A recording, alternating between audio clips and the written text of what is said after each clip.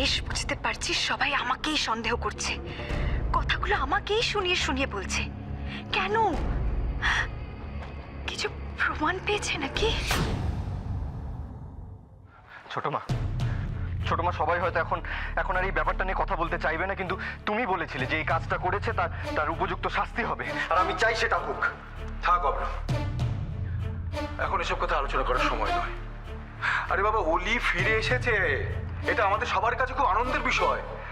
আমরা চাই যে এই ব্যাপারটা আমরা সবাই খুব আনন্দের সঙ্গে সেলিব্রেট করি। হ্যাঁ, সেই সেই আমিও কাকুমনির সাথে একমত। মানে এই তো কালকে যে পেপারটা এসেছিল, আমি তো কাউকে দেখাতেই চাইছিলাম না। আর আর কি হবে, শুধুমাত্র আপনারা সবাই টেনশন করবেন।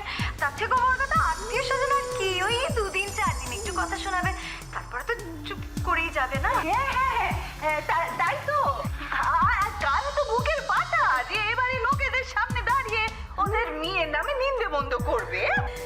মামি ঠিকই বলেছে, আমার সাথে যা কিছু হয়েছে সেটা আমি মনেও রাখতে চাই না। আর যখন অলি ফিরে এসেছে তখন বাবার কথা মতো আমাদের সবার একটু না বলবে না, না একদম না। তোমরা এত ভালো মানুষ বলে তোমাদেরকে বারবার প্রবলেম ফেস করতে হয়,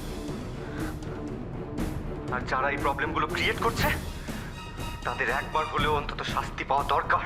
অভ্র, ওই খবরের কাগজের লোকগুলান কিন্তু তোর বৌরানির নামই করছে।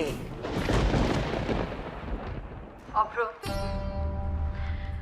ইনফ্যাক্ট আমি নিজেও এখন চাইছি না এগুলো নিয়ে এখানে কোনো রকম আলোচনা হোক।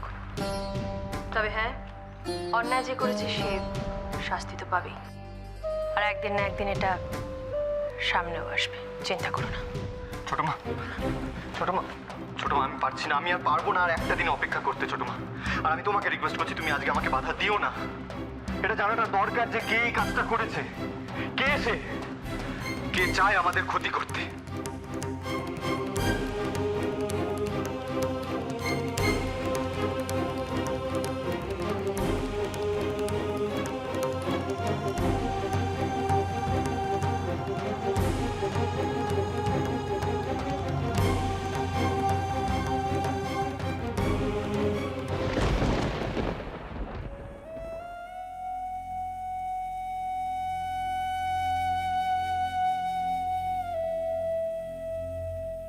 ফেরার পর থেকে অরূপ আমার সাথে একটা কথা বলা তো দূর, আমার দিকে একবার চোখ তুলে তাকায়নি পর্যন্ত।